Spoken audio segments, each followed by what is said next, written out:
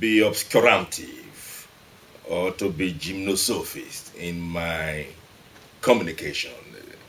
There has been no deliberate attempt at all to obfuscate or envelop my audience in a state of ogamoga. No, no, no, no, no. Far from me.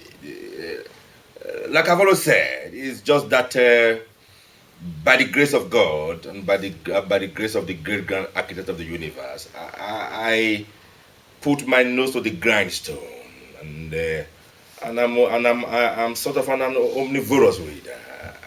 I read practically everything that come across my way. I'm sure you can see here now the mystical life of Jesus. This may be outside the purview of an ordinary lawmaker or a lawyer. And if you are a polyvalent and an elliptical reader, chances are that you are bound to come across one or two idiots. And if you make it as your pastime to be able to know every new word you come across, what they stand for, they are part and parcel of you. And when you speak, at times they come like the rattle of a gun, and that goes beyond my control, But to say that I, as Honorable Patrick Obahiagbon, I've deliberately set out to mystify my audience is far from it, and it's an opportunity again for me to use the platform of Sahara Reporters, a latitudinarian platform, to render an unreserved apologia to my audience if at any point in time they find it a little bit difficult to comprehend what I am saying. I want to apologize that that is not intentional at all, excepting you are saying that I should be deaf and dumb, excepting you are saying that I should not speak. So an apology again. I can't stop reading. And even having said that, but when we look at even your contribution at the floor of the House, you've been you've been quite hard when it comes to issues of the state of the nation. I remember one of your contributions during the disappearance of the former president, late Musa Yar'adua. Being a member of the PDP, how did you feel at that point in time, going contrary to the general feelings of members of your political party, to take an opposing view?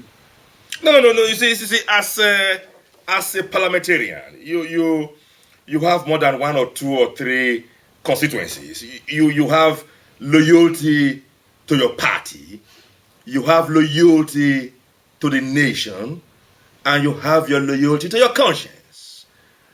And for me, I have never found myself in any quandary as to the fact that when there is a mishmash, when there is an interpose between loyalty to your party or loyalty to your nation or loyalty to your conscience, you must tilt the scale in favor of the nation.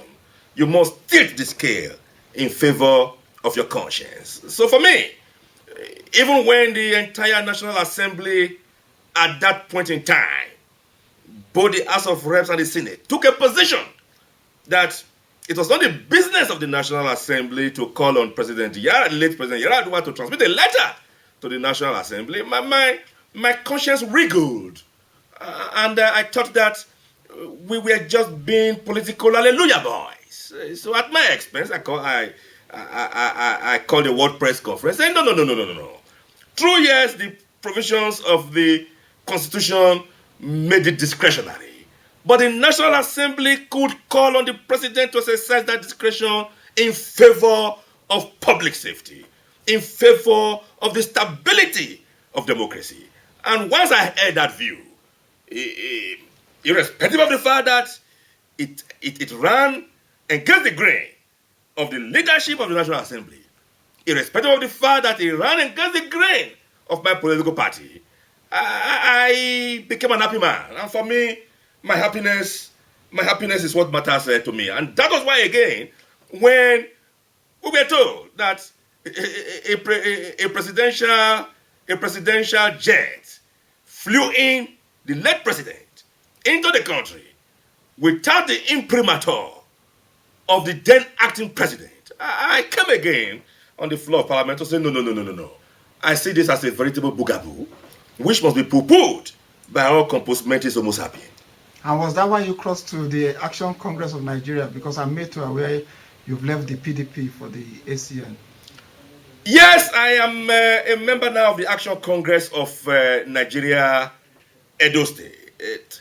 That itself has generated a life controversy of its own. But the way I look at this matter is that I take Suko in Plato. Plato said that at all points in time in any democracy, the people and only the people must remain the philosopher kings. And I found myself in Edo State where a preponderant number of my constituents are devastated from the People's Democratic Party to the Action Congress of Nigeria for no reason other than the fact that the comrade governor himself, Comrade Adams Oshomole, has given meaning to governance. Edo State, that was in a state of economic quagmire, political phantasmagoria, and social stupor, was gradually and is being gradually transmogrified into a state of infrastructural Eldorado. So you see a dominant number of my constituents adjusting to the Action Congress of Nigeria. And I can't stay here. Kayode, to begin to admire the bridges in Abuja and pretend not to see the yearnings, not to listen to the yearnings and aspirations. What if your opponents call it political opportunism? That, well, you say Oshiomhole and the Action Congress being the party of the day, you left the ideology of the PDP to the ideology of the ACN. What do you have in common with the Action Congress in terms of policy? What is the ideological difference? What is the ideological difference between the PDP and the ACN? What is the ideological difference between the PDP, ACN, and other political parties? If there is any ideological difference at all, it's one of a twiddly-dum and twiddly-dee. No basic ideological difference. It's all elitists, a band of elitists gathering together, for the sole purpose of acquiring political power, to see how that political power could be deployed either in service of the nation or in service of self.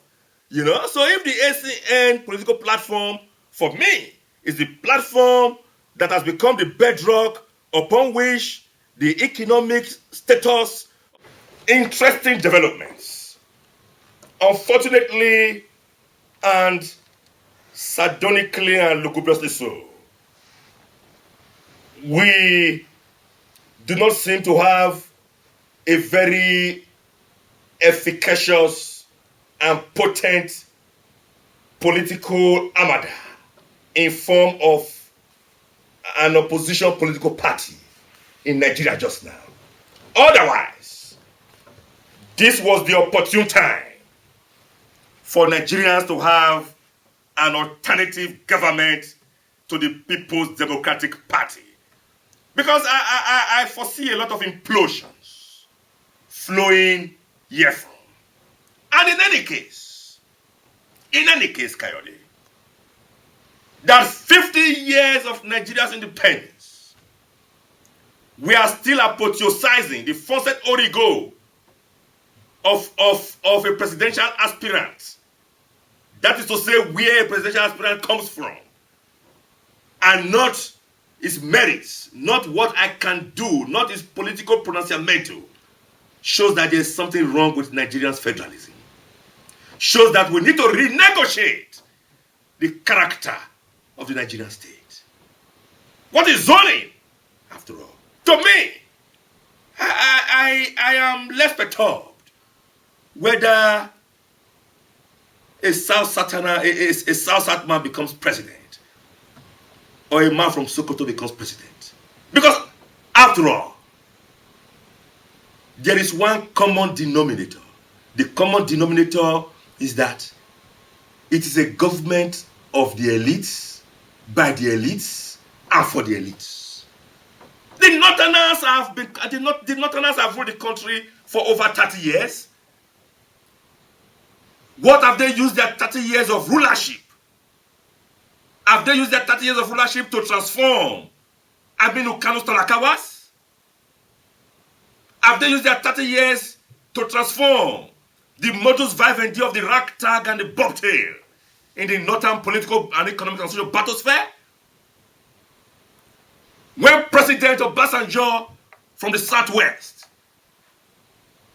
was President of the Federal Republic of Nigeria, to what extent did that enhance the welfare of the hoi polloi in the Oduduwa Republic? So zoning is a contrivance by the elitist political class to have access to power, to continue the pillaging and plundering of oil for their own egocentric benefit, to continue to masturbate themselves in the corridors of power. If a man from Latang state becomes president of the country, does not affect the economic fortunes either way of a man from Latang state. Poverty is poverty, whether in the north or in the south. Dilapidated state of infrastructure exists whether in the north or in the south. Bad healthcare delivery system exists whether in the north or in the south. So for me, zoning is all a contrivance. It's all a contrivance by the Nigerian elites. And unfortunately, we seem to be falling into this trap. And we want to rely and ask of very sensitive, very dialectical, very clinical and soul-searching platforms, such as Sahara Reporters, to continue to unveil these masquerades. It doesn't serve the interests of our people, other than it serves the interests of the elites. It shows that Nigeria is still falling and sunk deep into the aqua of what Papa Jeremiah, chief of Bafemi Awolowo, the Kenyan philosopher, said when he described Nigeria as a mere geographical expression.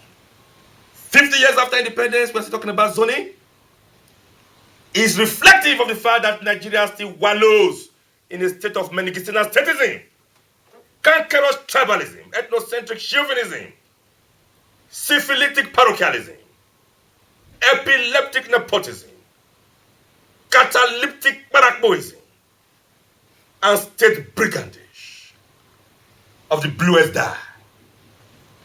Honorable Patrick Obahiagbon. I hope I'll be able to get that surname well, properly pronounced when I visit Edo. Thank you very much on the platform on Sahara Reporters.